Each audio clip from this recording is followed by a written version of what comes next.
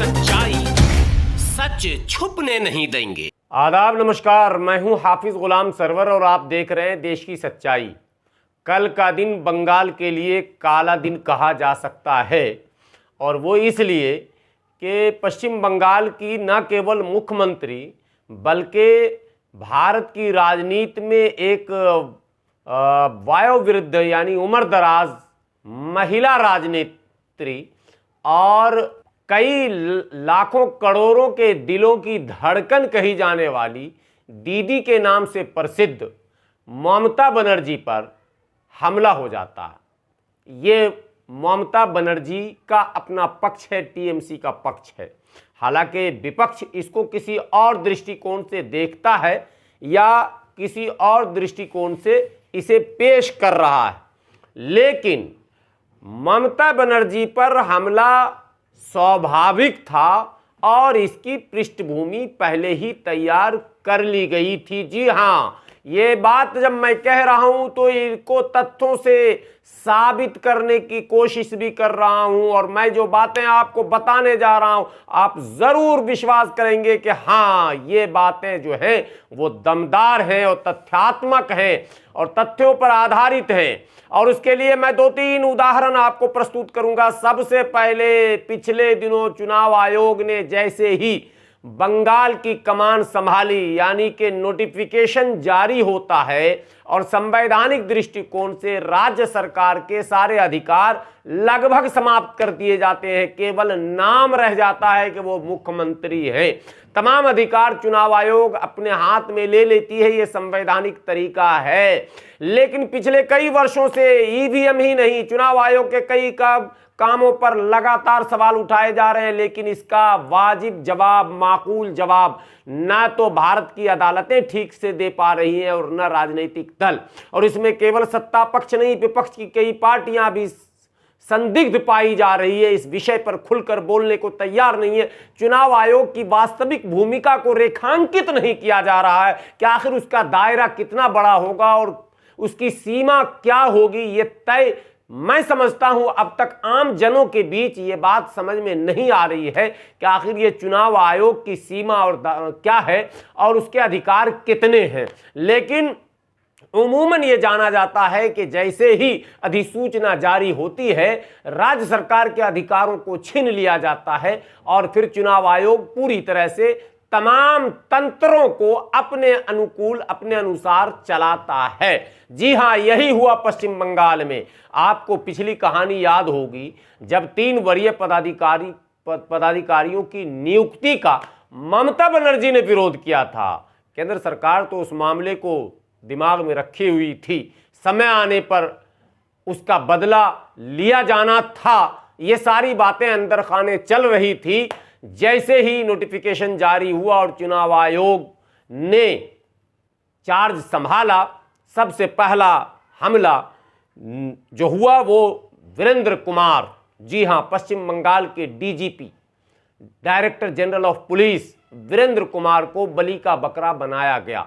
आरोप यह लगाया गया कि वीरेंद्र कुमार ममता बनर्जी के काफी नजदीकी हैं और ममता बनर्जी के इशारे पर काम करते हैं। कोई भी डीजीपी अगर मुख्यमंत्री से तालमेल बैठाकर काम नहीं करेगा और मुख्यमंत्री राज्य का मुखिया होता है, उसके इशारे पर अगर डीजीपी नहीं चलेगा तो फिर लॉ एंड ऑर्डर तो खराब होना ही है। इस डीजीपी अगर मुख्यमंत्री के इशारे पर काम नहीं करेगा, राज्य के गृह मंत्री के इशारे पर काम नहीं करेगा, तो फिर क्या विपक्ष के नेताओं के इशारे पर काम करेगा या राज्य में आघोषित सत्ता चलाने वाले उन गिरोहों के इशारे पर काम करेगा जो गिरोह राज्य में अशांति, भय और लूट का वातावरण बनाते हैं? नहीं, डीजीपी तो हर हाल में मुख्यमंत्री के इशारे पर ही चलना चाहिए, तभी जाकर सत्ता और शासन प्रशासन का सही तालमेल हो सकता है।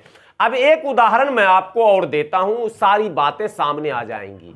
बिहार में बहुत जल्द चुनाव हुआ है, अभी ज्यादा समय नहीं हुआ है।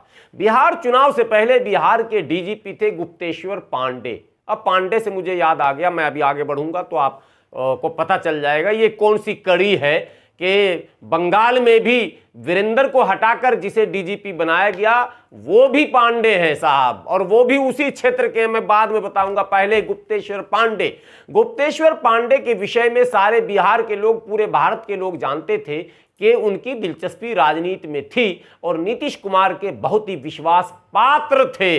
और यहां तक कि नीतीश कुमार का जो सबसे बड़ा सपना था शराबबंदी, उसके वो अप्रत्यक्ष रूप से ब्रांड एम्बेसडर भी थे, उसके मुख्य प्रचारक भी थे। ये सब कुछ होते हुए और सब कुछ जानते हुए चुनाव आयोग ने चुनाव से पहले गुप्तेश्वर पांडे को क्यों नहीं बर्खास्त किया? गुप्तेश्वर पांडे ने स्वयं स्वेच्छा से इस्तीफा दिया चुनाव लड़ने के लिए, न कि चुनाव आयोग ने उसे हटाया। अब सवाल यह पैदा होता है कि बिहार में कोई और पैमाना, बंगाल में कोई और पैमाना, ये तो दाल में काला है साहब। बहरहाल मैं एक बात अब बताता हूं कि ये हैं कौन जिनकी नियुक्ति हुई। ये जिनको अब कमान दिया गया है ये है नीरज नारायण पांडे। जी हां, और इनकी पृष्ठभूमि यह है कि ये भी छपरा के दाऊदपुर थाने के रहने वाले, यानी मूल निवासी बिहार के हैं, छपरा के दाऊदपुर के हैं, जहां के केंद्रीय मंत्री राजीव प्रताप रूढ़ी। और कहा यह जाता है, बताया यह जाता है कि राजीव प्रताप रूढ़ी से बड़े अच्छे संबंध हैं। कहीं ऐसा तो नहीं है कि राजीव प्रताप रूढ़ी के अच्छे संबंध का फायदा भारतीय जनता पार्टी उठाने के लिए चुनाव आयोग को अपने इशारे पर नए डीजीपी की नियुक्ति की है?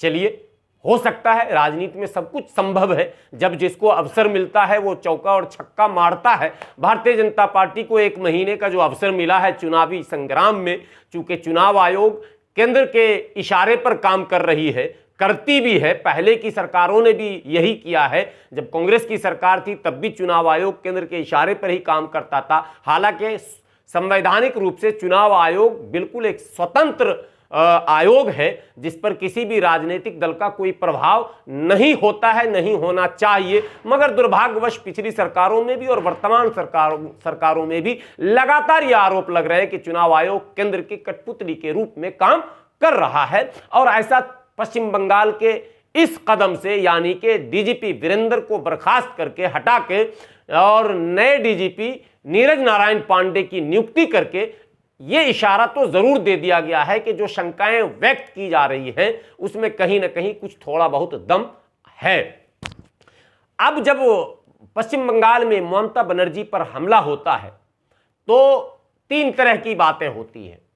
पहले आपने सुना होगा कि भारतीय जनता पार्टी के लोग शुरू से, चुनाव शुरू हुआ और मुद्दे असल होने थे काम के, रोजी रोटी के, तरक्की के, विकास के, पढ़ाई के, लिखाई के, दवाई के मुद्दे, सीए और एनआरसी के भी हो सकते थे, होना चाहिए। भारतीय जनता पार्टी के लिए ये हिस्टोरिकल काम था, बार बार वो कह भी रही थी, भारतीय जनता पार्टी के लोग कह रहे थे कि सीए एनआरसी हमारा बड़ा मुद्दा होगा। लेकिन चुनाव जैसे जैसे करीब आता गया सीए एनआरसी का मुद्दा हाशिए पर चला गया और सिर्फ वंदे मातरम, भारत माता की जय, जय श्री राम, ये मुद्दा बना भारतीय जनता पार्टी की तरफ से। यहां तक के शुभेंदु अधिकारी जो इस समय ममता बनर्जी के प्रतिद्वंदी हैं, उन्होंने भी जो अपने मंचों से जय श्री राम का उद्घोष शुरू किया। 2-3 सवाल और, शुभेंदु अधिकारी कब हिंदू बने? सवाल नंबर 1, और यह नंदीग्राम की जनता तक बात जानी चाहिए। शुभेंदु अधिकारी क्या भारतीय जनता पार्टी में जाने से पहले हिंदू नहीं थे? यह जवाब शुभेंदु अधिकारी को देना पड़ेगा। और अगर वो हिंदू थे तो किस प्रकार के हिंदू थे? वो पहले नारा क्यों नहीं लगाते थे?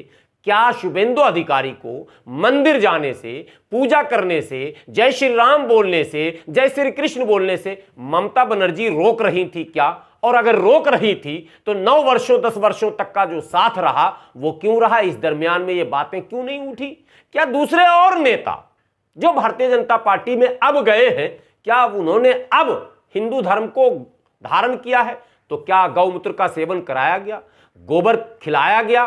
क्या जो हिंदू धर्म स्वीकार करने पर जो विधि विधान होता उनका शुद्धिकरण किया गया, हवन किया गया? और अगर ऐसा नहीं किया गया तो ये तो कहीं के नहीं रहे, ये तो न हिंदू, न मुस्लिम, न सिख, न ईसाई, ये तो नास्तिक हो गए। तो एक बहुत बड़ा सवाल है और हिंदू भाइयों को इस पर तवज्जो देना चाहिए।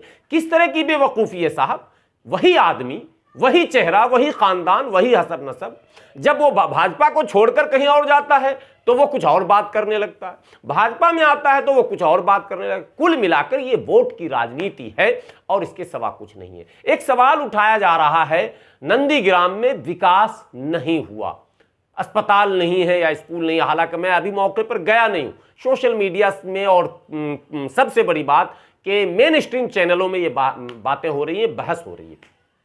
एक और बात दरमियान में याद आ गई कि 5 राज्यों का चुनाव है, लेकिन तमाम चैनल, 250-300 चैनल्स हैं जो इलेक्ट्रॉनिक्स चैनल्स हैं, और हजारों पोर्टल्स और हजारों वेब चैनल्स, यूट्यूबर्स, टोटल का फोकस सिर्फ और सिर्फ बंगाल है, सिर्फ और सिर्फ बंगाल। आसाम क्यों नहीं, तमिलनाडु क्यों नहीं, पुडुचेरी क्यों नहीं, पुडुचेरी नहीं, तमिलनाडु नहीं, केरल नहीं, आसाम नहीं, सिर्फ बंगाल। चुनाव 5 राज्यों में और चर्चे सिर्फ एक राज्य पर। कहीं ना कहीं एक बड़ा गेम प्लान। बहरहाल में जो जहां आना चाह रहा था, CA/NRC का मुद्दा आसाम से भी गायब हुआ, बंगाल से भी गायब हुआ और धर्म की खेल शुरू हुई।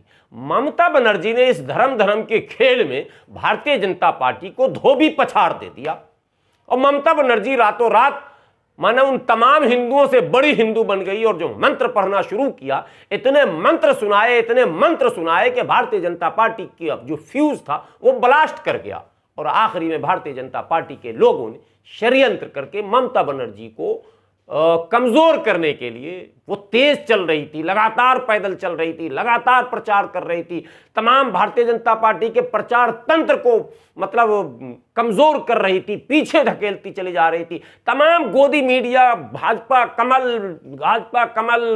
कमल दिखाते दिखाते थक चुकी थी, लेकिन ममता बनर्जी चलते चलते नहीं थकी थी, तो उनके पांव पर हमला कर दिया गया ताकि वो ज्यादा तेज चल न सके। तो एक तरफ पुलिस महकमे से, एक तरफ चुनाव आयोग की तरफ से, एक तरफ धार्मिक उन्माद फैलाने वाले लोगों की तरफ से और आखिरी में एक षड्यंत्रकारी गिरोह की तरफ से इस तरह के कारनामे किए गए।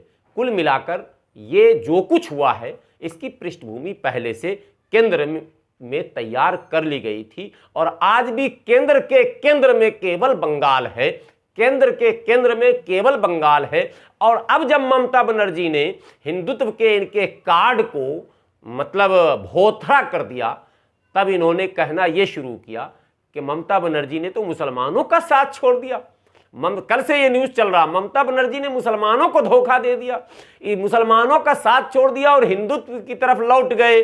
और ये भारतीय जनता पार्टी के लोग भी कह रहे हैं और तथा कथित मुस्लिम लीडर जो पार्टी बनाकर बी टीम का काम कर रहे हैं, वो भी अब यही तकरीर कर रहे हैं कि ममता बनर्जी तो मंदिर जाने लगी, और मंदिर नहीं जाएगी तो मस्जिद जाएगी। ये कौन सी नई बात होगी? आप मस्जिद जाइए, जिसका जो मजहब है, जो धर्म है, वो करेगी। अगर ममता बनर्जी दरगाह भी जाती है और मस्जिद भी जाती है तो ये उसका बड़ापन है, ये उसका खुला चेहरा है, ना कि उसके मंदिर जाने पर एतराज। लेकिन भारतीय जनता पार्टी की बोली वो दल भी अगर बोलने लगे तो और एजेंडा क्लियर आपको समझ लेना चाहिए। कुल मिलाकर पश्चिम बंगाल में जो वातावरण बनाने की कोशिश की जा रही है उसमें ना तो भाजपा सफल हो पा रही है और ना भाजपा की सहयोगी पार्टियां सफल हो रही हैं। इसीलिए तरह तरह के हथकंडे अपनाए जा रहे हैं। शंका ये भी है कि आगे भी और कुछ नए प्रयोग किए जा सकते हैं। टीएमसी के समर्थकों को इसके प्रति सावधान रहने की आवश्यकता है। जय हिंद, शुक्रिया।